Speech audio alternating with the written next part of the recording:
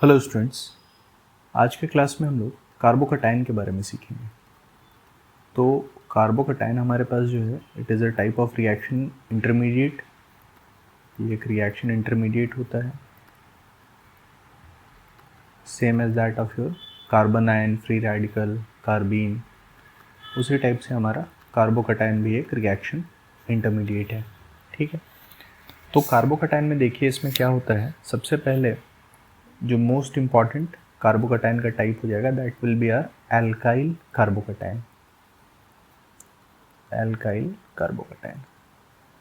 तो alkyl carbocation में क्या होता है कि 3 बॉन्ड पेयर हमारे पास होंगे और एक हमारे पास एम्प्टी ऑर्बिटल रहता है। ठीक है, और इसको अगर आप चाहें तो ऐसे भी रिप्रेजेंट कर सकते हैं, पॉजिटिव चार्ज यहाँ पे दिखा सकते हैं। तो पॉजिटिव चार्ज का मतलब क्या है हमारे पास कि एक एम्प्टी ऑर्बिटल है और 3 बॉन्ड पेयर है। तो उसको आप बोल सकते हैं यहाँ पे 3 bond pair, 3 bond pair and 1 positive charge, 1 positive charge. तो इस कार्बन के पास देखिए बॉन्ड पेयर 3 है और एक एम्प्टी ऑर्बिटल है, तो इसका हाइब्रिडाइजेशन क्या हो जाएगा? इसका हाइब्रिडाइजेशन हो जाएगा हमारे पास sp2। इस कार्बन का हाइब्रिडाइजेशन sp2 हो गया। तो sp2 का मतलब स्ट्रक्चर कैसा हो गया? ट्रायगोनल प्लानर हो गया। तो स्ट्रक्चर इसका ट्रायगोनल प्लानर हो जाएगा। अब ट्रायगोनल प्लानर होने से क्या होता है कि जहाँ जहाँ पे भी अल्काइल कार्बोकैटायन फॉर्म हो सकता है, जहाँ भी हमारे पास अल्काइल कार्बोकैटायन फॉर्म हो सकता है, उस केस में ट्रायगोनल प्लानर स्ट्रक्चर होने के चलते क्या होगा कि आपका अटैक दोनों साइड से हो सकता है। 2 एम्प्टी ऑर्बिटल्स हैं तो अटैक इस तरफ से भी हो सकता है और अटैक इस तरफ से भी हो सकता है।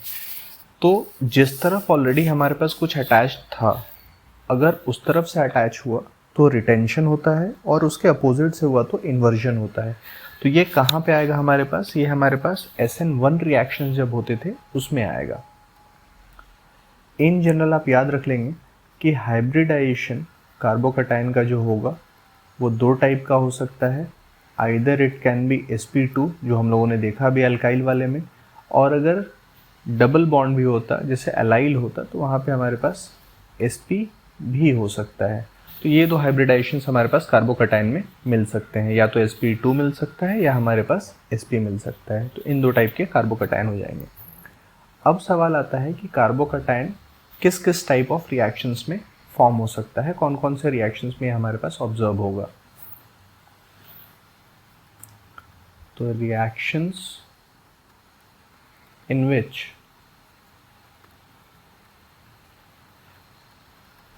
कार्बोकैटायन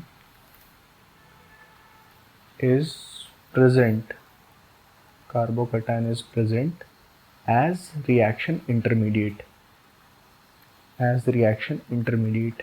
तो कौन कौन से ऐसे रिएक्शन है हमारे पास जिसमें कार्बोकैटायन आपका रिएक्शन इंटरमीडिएट के टाइप एग्जिस्ट कर सकता है? तो पहला रिएक्शन ये हो जाएगा हमारे पास SN1 reaction, unimolecular nucleophilic substitution reaction. Unimolecular nucleophilic substitution reaction. तो ये हमारे पास फर्स्ट हो गया SN1 रिएक्शन, इसमें मिल सकता है। अब जहाँ पे SN1 होता है वहाँ पे compete कर रहा होता है हमारे पास E1 एलिमिनेशन 1 रिएक्शन, ये भी हो सकता है। यूनिमोलिकुलर एलिमिनेशन हो सकता था। थर्ड हमारे पास इलेक्ट्रोफिलिक एडिशन रिएक्शन हो सकता है। इलेक्ट्रोफिलिक एडिशन रिएक्शन जो जनरली हमारे पास एल्कीन्स और अल्काइंस में मिलता है देखने को, और अगर एरोमेटिक में जाते हैं हमारे पास तो हमारे पास इलेक्ट्रोफिलिक सब्स्टिट्यूशन रिएक्शंस भी हो सकते हैं। Electrophilic substitution reaction.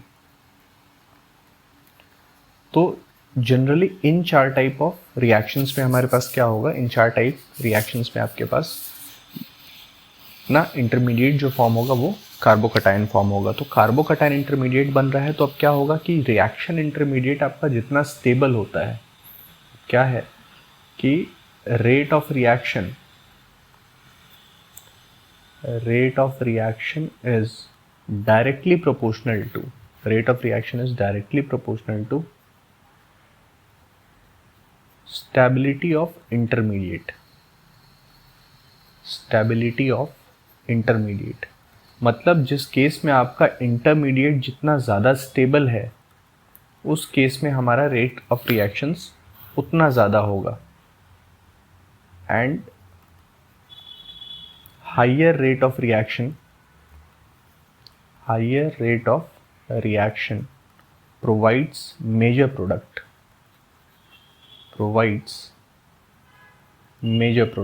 तो हमेशा आपको इस बात का ध्यान रखना है कि जहाँ पर भी हमारे पास रेट ऑफ रिएक्शन हाई मिल रहा है, तो रेट ऑफ रिएक्शन हाई मिलेगा तो उस रेट ऑफ रिएक्शन के चलते हमारे पास जो प्रोडक्ट बन रहा होगा वो हमारा मेजर प्रोडक्ट हो जाएगा, और जो स्लो रेट होगा उसके चलते जो प्रोडक्ट बनेगा वो हमारे पास माइनर प्रोडक्ट हो जाएगा। और जिस स्टेप में इंटरमीडिएट बनता है वो नॉर्मली हमारे पास रेट डिटरमाइनिंग स्टेप या स्लो स्टेप भी होता है। तो मतलब rate of reaction depends upon that step in which intermediate is formed, and greater is the stability of intermediate, higher will be the rate of reaction।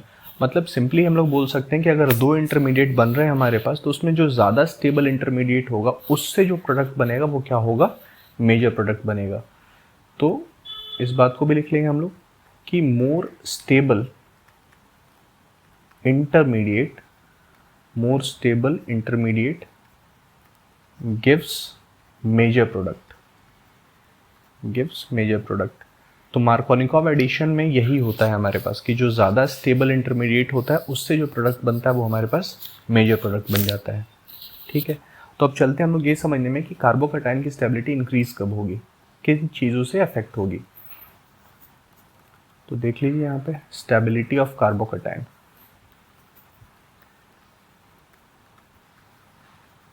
Stability of carbocation is affected by, किन किन चीज़ों से affect होता है, directly proportional to plus I effect. अगर plus I effect electron releasing effect रहा तो वो क्या होगा, स्टेबलाइज होगा। Directly proportional to hyperconjugation, जितना ज़्यादा हाइपर कॉन्जुगेशन होगा उतनी ज़्यादा स्टेबिलिटी होगी। डायरेक्टली प्रोपोर्शनल टू रेजोनेंस, तो रेजोनेंस स्टेबलाइज होगा। Directly proportional to mesomeric effect plus M effect. तो ये चारों इफेक्ट से हमारे पास क्या हो रहा है, कार्बोकैटायन स्टेबलाइज हो रहा है। प्लस आई इफेक्ट जितना ज़्यादा रहेगा, हाइपर कॉन्जुगेशन जितना ज़्यादा रहेगा, रेजोनेंस जितना हाई होगा, प्लस एम इफेक्ट जितना हाई होगा, उससे कार्बोकैटायन स्टेबलाइज होगा। तो सिंपली आप याद रख सकते हैं electron releasing effects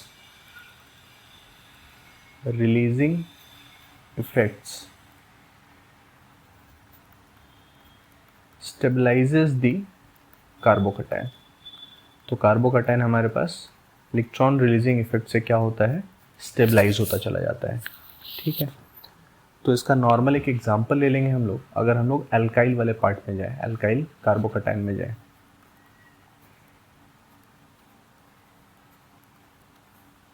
alkyl carbocation में आ गए हम लोग, तो इसमें क्या हो सकता था, मिथाइल कार्बोकैटायन हो सकता है CH3, यहाँ पे पॉजिटिव चार्ज, या प्राइमरी हो सकता है CH3CH2, या फिर हमारे पास सेकेंडरी कार्बोकैटायन हो सकता है, सेकेंडरी कार्बोकैटायन हो गया, या फिर हमारे पास टर्शियरी कार्बोकैटायन हो सकता है।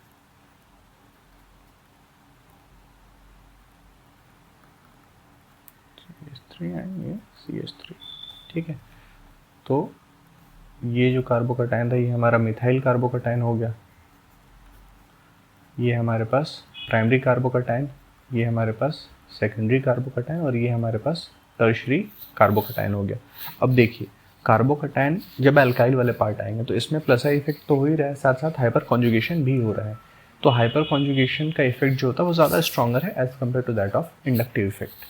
रूल के तौर पे अगर आप चाहें तो याद रख सकते हैं AERHI, मतलब सबसे ज़्यादा इंपॉर्टेंस हम लोग एरोमेटिसिटी को देंगे, फिर equivalent, resonance, hyperconjugation and then inductive effect.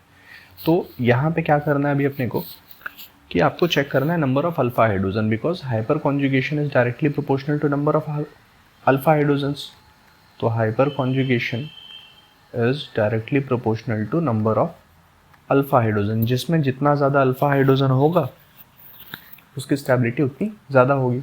तो मिथाइल वाले में अल्फा हाइड्रोजन एक भी नहीं है, अल्फा एच यहाँ पर 0 हो गया। प्राइमरी में अल्फा एच हमारे पास 3 हो गए, सेकेंडरी में अल्फा एच हमारे पास 6 हो गया, और टर्शरी में अल्फा एच हमारे पास यहाँ पर 9 हो गया। तो जिसमें जितना ज़्यादा अल्फा हाइड्रोजन उसमें उतना ज़्यादा हाइपर कॉन्जुगेशन, और जिसमें जितना ज़्यादा हाइपर कॉन्जुगेशन उसकी उतनी ज़्यादा स्टेबिलिटी। तो इसका मतलब क्या हो जाएगा, स्टेबिलिटी यहाँ पे 3 degree will be more stable then 2 degree, more stable then 1 degree and more stable then methyl. ठीक है, तो ये अल्काइल के बारे में थी बात हमारी। अब आगे देखते हैं हम लोग। आप एलाइल में भी जा सकते हैं, एलाइल कार्बोकैटायन। तो एलाइल कार्बोकैटायन में क्या होगा, जैसे मैंने एग्जांपल ले लिया एलाइल कार्बोकैटायन का ये, तो एलाइल कार्बोकैटायन में यहाँ पे रेजोनेंस हो सकता है। तो ये रेजोनेंस स्टेबलाइज्ड भी हो गया, ये रेजोनेंस स्टेबलाइज्ड हो गया, प्लस हाइपर कॉन्जुगेशन और इंडक्टिव इफेक्ट भी हो सकते हैं। वैसे ही हम लोग बेंजाइल में जा सकते हैं, बेंजाइल कार्बोकैटायन। तो just like allyl, benzyl carbocation में भी क्या होगा, हमारा रेजोनेंस हो सकता है। तो ये भी हमारा क्या हो जाएगा, रेजोनेंस स्टेबलाइज्ड है, ये भी रेजोनेंस स्टेबलाइज्ड है। और इनमें भी अगर आप जाएं तो 1 डिग्री, 2 डिग्री और 3 डिग्री में जा सकते हैं। 3 डिग्री सबसे ज़्यादा होगा, फिर 2 डिग्री, फिर 1 डिग्री होगा। तो वही इनका भी ऑर्डर मिल जाएगा। बट एराइल या विनाइल कार्बोकैटायन में हमारे पास क्या होता है कि वहाँ पे आपके पास रेजोनेंस नहीं होगा। ठीक है, कॉन्जुगेशन एग्जिस्ट नहीं कर रहा है, इसलिए रेजोनेंस वहाँ पे नहीं होता है। जैसे विनाइल का एग्जाम्पल देखें हम लोग यहाँ पे, तो इस केस में रेजोनेंस नहीं होगा, नो रेजोनेंस। ठीक है, यहाँ रेजोनेंस नहीं है, तो रेजोनेंस स्टेबलाइज्ड हमारा नहीं है। अब इसमें जो एक बहुत ही इंपॉर्टेंट पार्ट हमें ध्यान में रखना होगा कि स्टेबिलिटी से क्या इम्पैक्ट पड़ रहा है। स्टेबिलिटी के चलते क्या होगा, बहुत बार आपके पास रीअरेंजमेंट्स होंगे, तो रीअरेंजमेंट से प्रोडक्ट जो आप एक्सपेक्ट कर रहे हैं उससे अलग फॉर्म हो जाएगा। तो हमें ये भी ध्यान में रखना होगा, rearrangements to form more stable carbocation, more stable carbocation। तो कौन कौन से रीअरेंजमेंट हो सकते हैं हमारे पास, हाइड्राइड शिफ्ट हो सकता है, हाइड्राइड शिफ्ट हो सकता है, एल्काइल शिफ्ट हो सकता है, फिनाइल शिफ्ट हो सकता है,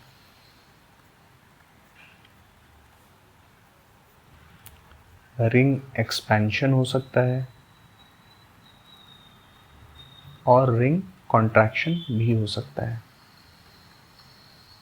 ठीक है, तो जिन रिएक्शंस में भी आपके पास इंटरमीडिएट कार्बोकैटायन फॉर्म हो, उसमें आपको देखना पड़ेगा कि आपका जो इंटरमीडिएट फॉर्म हो रहा है क्या वो और ज़्यादा स्टेबल हो सकता है। अगर वो और ज़्यादा स्टेबल हो सकता है तो इन सब में से कोई रिएरेंजमेंट्स होकर के वो मोर स्टेबल कार्बोकैटायन बनेगा और उससे उसका प्रोडक्ट फॉर्म होगा। जैसे मैं आपको एक एग्जांपल की हेल्प से समझाता हूँ। लेट्स से मैंने एक कंपाउंड ले लिया,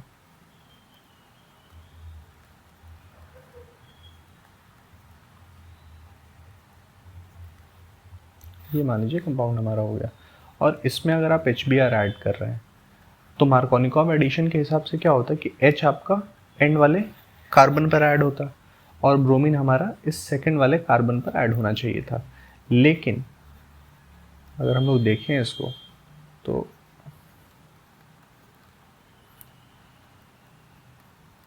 ये सेकंड वाला कार्बन जिस पर हमारे पास कार्बन पर पॉजिटिव चार्ज आया है और यहाँ पर मान लीजिए H ऐड हो गया, तो ये है कैसा 2 डिग्री कार्बोकैटायन है। अगर हमारे पास ये 3 डिग्री हो जाए तो और ज़्यादा स्टेबल हो, तो ये हाइड्रोजन क्या करेगा, ब्रेक करके यहाँ पर कार्बन के पास ऐड हो जाता है। तो इसके वजह से हमारा जो कार्बोकैटायन बनेगा वो ऐसा कुछ बन जाएगा। तो यानी कि प्रोडक्ट जो फॉर्म होना है आपका, वो प्रोडक्ट आपका 3 डिग्री वाले कार्बोकैटायन से मेजर प्रोडक्ट फॉर्म होता है। तो यहाँ पर हमारे पास ब्रोमीन ऐड होगा और H आपका एंड में एडेड रहा। ठीक है, तो मतलब जो एक्सपेक्टेड प्रोडक्ट था आर्कोनिकॉव एडिशन से ये प्रोडक्ट उससे भी अलग मिल रहा है। रीज़न उसका क्या है? Due to rearrangements in carbocation. तो कार्बोकैटायन में रीअरेंजमेंट्स क्यों होते हैं? Just to form the more stable carbocation. Carbocation जितना ज़्यादा स्टेबल होगा, प्रोडक्ट उतना ईजिली और उतना ज़्यादा उससे फॉर्म हो सकता है।